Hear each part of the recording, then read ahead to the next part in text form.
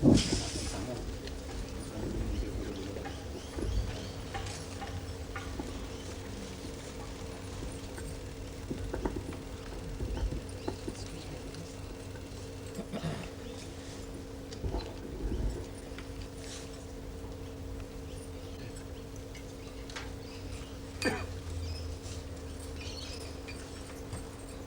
is the anniversary date of the wedding,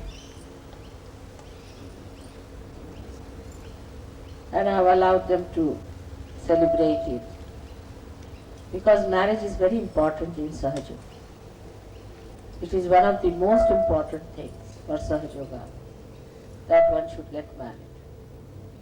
Firstly, marriage always gives you a balance of understanding. If you have proper ideas about marriage, if you have funny ideas, and if you are just marrying for fun's sake, and you do not understand the value of marriage, then it is just a joke. It's not a marriage. But in Sahaja Yoga, you really understand the value of marriage first of all, what it is. And then, luckily today we are going to have some Sahaja Yoga weddings in which you will see how we try to conform to the divine laws of marriage and get married under those laws. Here I find in Australia as well as in other countries that marriage has lost its sanctity. People don't understand that by doing sin against the marriage, they are committing such great sins that many generations will have to suffer for this kind of thing. One has to understand that fidelity is the basis of marriage. If there is no fidelity, marriage has no meaning. If you are not capable of being fidel, that means you are not yet a human being. A human being has to be a fidel. In marriage, we conform that the problem is over now. We have finished with the choices we had, and now we are going to settle down with one person. And the sharing of life, even absolutely private life, is with one person. So you have to be very much harmonized with that person and in complete understanding and loyalties to each other one has to do. Now the marriage is for the reproduction of the species, as they say. Now as you are another species, you are Sahajogis with a new awareness. Marriages between you will bring forth children of very high caliber. There are great saints who are anxious to get married, get birth on this earth. And if they find good Sahajogi husband and wife who love each other, are good progressive people in Sahaja Yoga who are dedicated to Sahaja Yoga, they would be definitely descending on this earth through you. So it is very important and imminent at this time that one should understand the value of the marriage of Sahaja Yoga. So many marriages have taken place before also.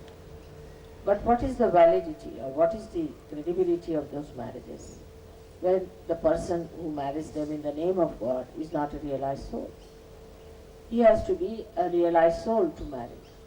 He has no authority to marry in the name of God. All right, registration is a different thing altogether because they do not marry in the name of God, they marry in the name of a nation.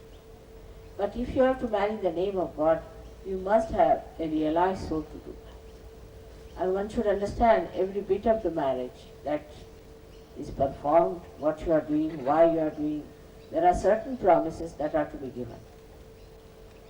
We have taken this marriage system from the old Vedic system, also changed it very much according to the Sahaja Yoga, where we have tried to use also certain ceremonies which are done in the churches and other religions. But mainly it is based on the Kundalini. So the promise is to the fire. In this marriage, the promise is to the fire. Because fire is the one that burns off all that is ugly. And Kundalini is also like a fire on one point, because that's the only energy that rises above. See, so like the fire goes upward, the Kundalini also rises upward. That's why it is compared with the fire. But fire is the energy which is in the stomach, which is the dharma, which is the religion. The religion of the Sahaja Yogis is to keep in the center, not to go to extremes. And when they get married, by their understanding of Sahaja Yoga, they pull each other towards the center much more and enjoy themselves, the present moment and the present as it is. Sahaja Yoga marriages can be really fantastic if the Sahaja Yogis who marry are sensible, are equally balanced, or are not criticizing each other, not taking an upper hand. It is possible for one Sahaja Yogi to marry another one to gradually upgrade that Sahaja Yogi. It is possible also to degrade. If another Sahaja Yogi is more powerful or negative so much that it can degrade also another person. It depends on your quality to be upgraded or degraded. So marriage is a very big blessing in Sahaja Yoga, because all the gods and all the angels are watching these marriages, and they will see to it that these marriages are successful. But if you are bent upon making them unsuccessful because you still have the same kind of an awareness which you had before, and you want to go to the same, it can fail also, like animals. If you live with the animals, even human beings can become like animals. So the Sahaja Yogis must know that their awareness is changed, they are different people. They have to live with Sahaja Yogis and not with other human beings who are not yet realized. They can talk to them, but they must know that the Sahaja Yogis are at a very different level of awareness. If they realize this point, if they understand this simple point, that their awareness is very different, they would adjust much better in married life. There is no divorce in Sahaja Yoga. We do not think of as divorce, but there is nothing forced. I mean, if they fail to live together, it's a shame, but so far we have had no divorces. But as the people are coming from every sort of culture and thing, there is a possibility that people may like to divorce legally. But in Sahaja Yoga, there is nothing like divorce. But there is no force on anyone. One must try to understand marriage that it is for your enjoyment. If you cannot your enjoyment, you cannot enjoy the marriage, then it is of no use. In Sahaja Yoga, it is to be ensured that people enjoy their marriages and live very well, happily with each other. It is a responsibility of both the people in Sahaja. But say in my case, own case, my husband was not a realized soul, nor did he understood realization, nor was he a seeker. Despite all these, if you'd like to come to me, it was sitting in my lap. No.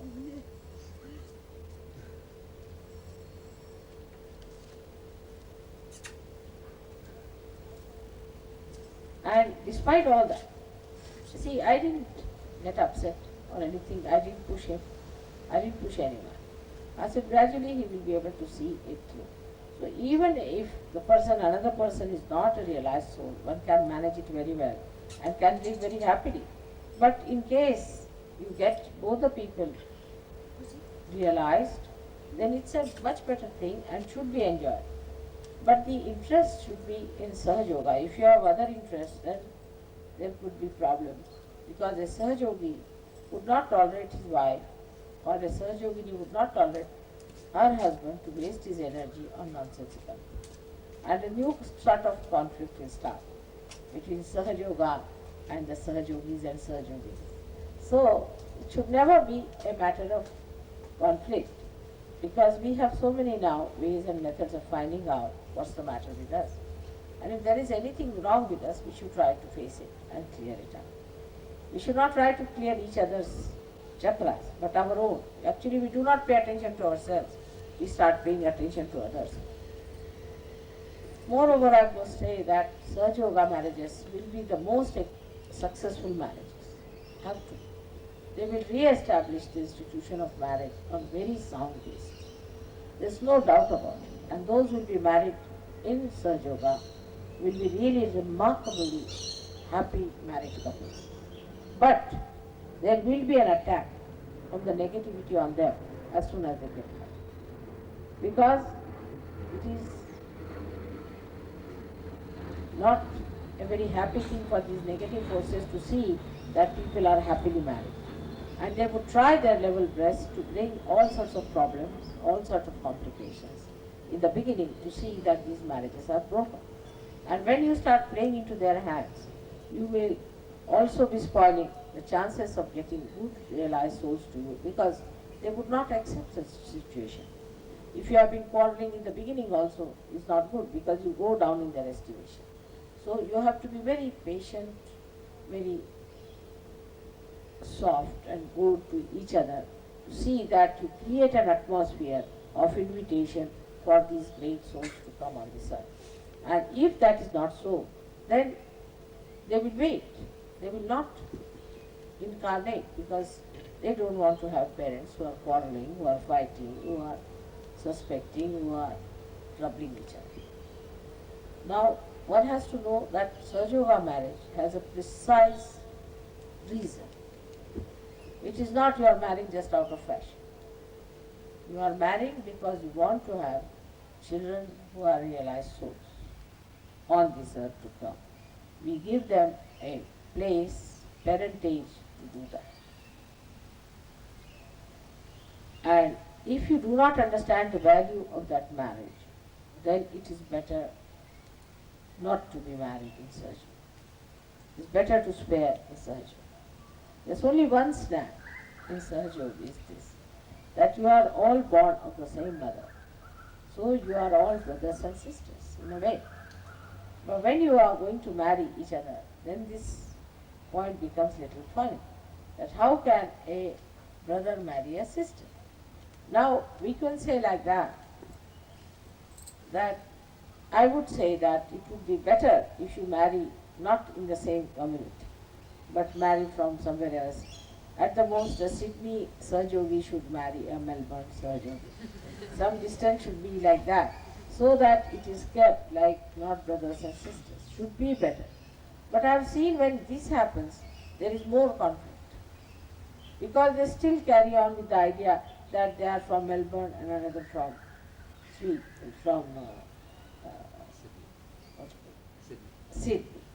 Just like what they are. Sydney. Now the Sydney and Melbourne should not be a matter of conflict. Because as soon as they start quarreling, they say, oh, you Melbourneian, I know you are like that. You should say, you Sydneyans, you are like that. And immediately you become like that and you start quarreling about it.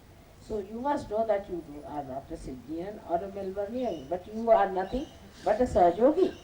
And Sahaja Yogi has no caste, community or any race or any religion, or also no bar of any nation. Whatever nation you come from, you are a Sahaja Yogi, you are a universal being. You are. You can feel the vibrations of anyone sitting down here, whether he is from Hawaii or from America, doesn't matter. So when you can feel about everyone, that means you are no more belonging to any community or any particular country. You are a universal being, and that's what we have to do. We have to create more universal beings. And to expedite that, we want to get these great souls on this earth. So it's a very important work. They have to be on this earth because they are the great channels for this divine work. Once they start descending on this earth, the real ones, it will all expedite. It will be such a great, you don't know, it will be such a great sudden explosion of Sahaja Yoga. You'll be amazed how it can grow faster with these people coming down. And we should try to make such arrangements that we get the real blessings of those people that they come down on this earth. It's very important. So I would request you to think about the marriage from a new angle and from new ideas by which you can really understand the value, value of these marriages. And then you make it a successful marriage and not a failure, a nonsense of it. That's such a great simple thing to do because you are married before realized faith. So there is no question of being just married like other people are married and then they take a nameplate on their car saying just married, and they are going to a divorce case. There cannot be such a thing for surgery. It's a serious thing. If you are not serious enough about it, better not. If you have expectations about marriage, it is better not to. It is better not to marry. Nobody is going to force you to marry. Just say, no, not at all, I'm not ready. But if you are going to go on like this, you are really be harming Sahaja Yoga in the worst possible way. It is like stabbing Sahaja Yoga from the back.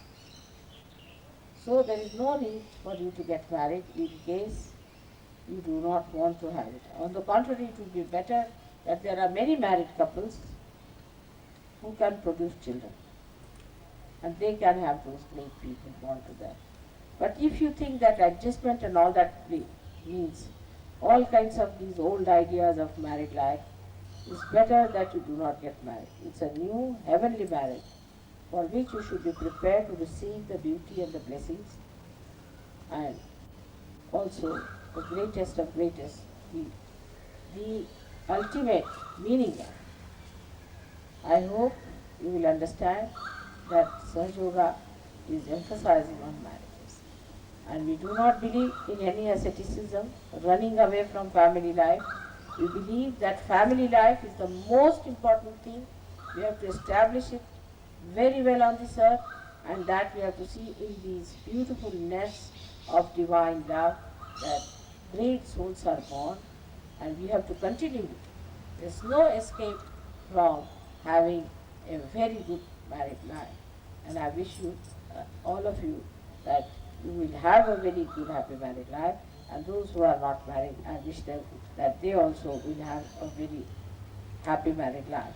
Now I've been married, I think 36th year is this my marriage today. So many years have passed, but still I feel like a bride with my husband, because really we have been very wise people to live like that. And of course there are ups and downs, but ultimately one feels very different about the whole thing. He has sent a beautiful letter today, thanking you all for your kindness shown to me and for all the kindness you have shown to him. So we should have the puja this today as a Graha Lakshmi. You are worshipping me as a Graha Lakshmi in you, and which is very essential also. To worship me as a Graha Lakshmi, because you all have a problem with your Graha Lakshmi. That's the left nadi. So I hope it will work out better for you, and we'll start with that puja. After this short puja that we have, then we'll start with this Devi Havan, because this we have not been able to do so far, and this is very important. We have to somehow or other manage it. Today, if possible, we should do 1,000 names. It would be a very good idea.